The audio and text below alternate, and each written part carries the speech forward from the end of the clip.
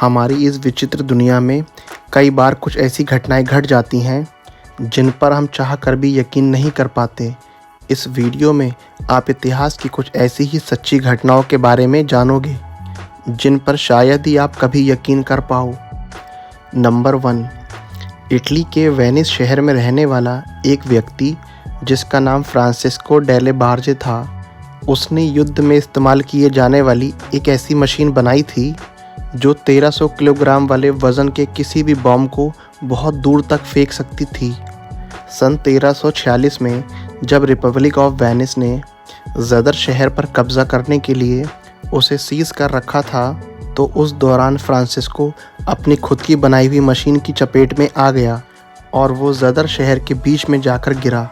हैरानी की बात है कि वहाँ वो अपनी पत्नी से ही टकराया जो उस शहर में उसको बिना बताए आई हुई थी, और दोनों एक साथ मर गए। नंबर 2, हॉलैंड के एक पेंटर थे जिनका नाम पीटर प्यूडिमन था।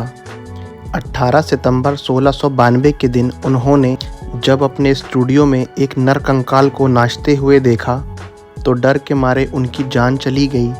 पीटर इस बात से अनजान थे हड्डियाँ का वो ढांचा जिसे वो अपने पेंटिंग के लिए यूज़ करते थे, रियल में वो भूकंप की वजह से हिलडुल रहा था। नंबर 3, फ्रांस की एक 18 महीने की बच्ची जिसका नाम रेने न्यूयर नास था, उसका 4 अगस्त 1908 को उसके घर से अपहरण कर लिया गया। मुआवजे के लिए उसे एक समुद्री नौका पर ले जाया जा रहा था। अचानक आए भयंकर तूफान ने उस नौका को डुबो दिया और उसमें 8 किडनैपर्स मारे गए, लेकिन छोटी बच्ची पैकिंग केस के बने झूले में तैरती हुई नींद की स्थिति में समुद्र के किनारे पर पहुंच गई। नंबर 4, भारत के भवाल रियासत के राजा रामेंद्र नारायण राय, जिनकी सालाना आमदनी $4 लाख थी, 1909 में उनकी मृत्यु हो गई और शोकग्रस्त माहौल में उनकी अर्थी को चिता पर रख कर आग लगा दी गई। लेकिन 12 साल के बाद राजा एक सन्यासी के रूप में वापस आए। वो इस दावे के साथ वापस आए थे कि 12 साल पहले जब उनकी चिता को आग लगाई गई थी, तभी वहाँ पर हुई एकदम से बारिश ने वहाँ पर खड़े लोगों को भागने पर मजबूर कर दिया और बारिश की वजह से चिता की आग बुझ गई। पास से ही कुछ नागा साधु गुजर रहे थे। उन्होंने राजा को बेहोशी की हालत में देखा और उनका इलाज किया। जब वो ठीक हुए तब अपनी याददाश्त खो चुके थे और वो साधुओं के साथ ही रहने लगे। एक सन्यासी के रूप में राजा जब वापस आए तो उनकी विधवा पत्नी ने उन्हें धोखेबाज कहकर अस्वीकार कर दिया। 3 साल तक अदालत में ये केस चला। आखिरकार कोर्ट ने ये माना ये सन्यासी राजा रामेंद्र नारायण राय ही हैं। उसके बाद 1935 में ब्रिटिश प्रिवी काउंसिल ने उनका हक और उनका स्टेटस उनको वापस दिलाया। नंबर 5, ऐसी ही एक और घटना है। जर्मनी की राजधानी बर्लिन की एक नर्स जिसका नाम मिन्ना ब्राउन था, उसको बहुत सारी नींद की गोलियां खा लेने पर मृत घोषित कर दिया गया था।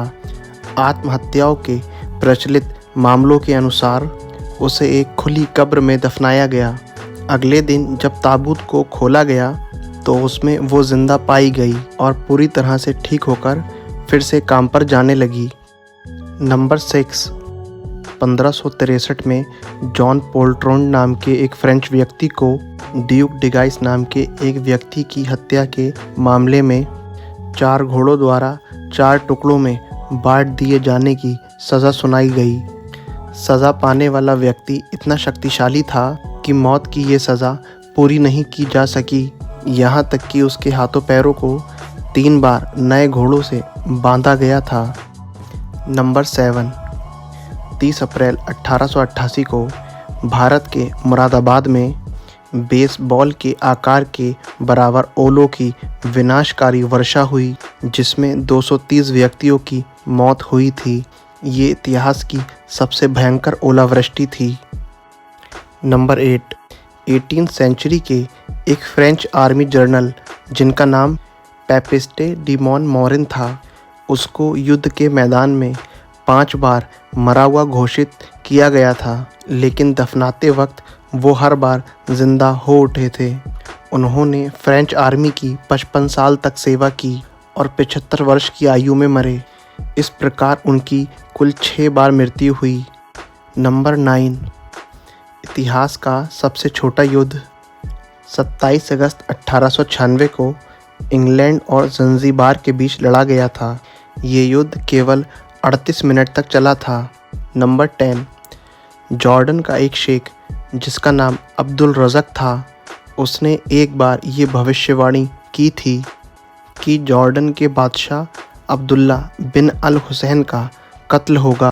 सन 1951 में उनकी ये भविष्यवाणी सच साबित हुई।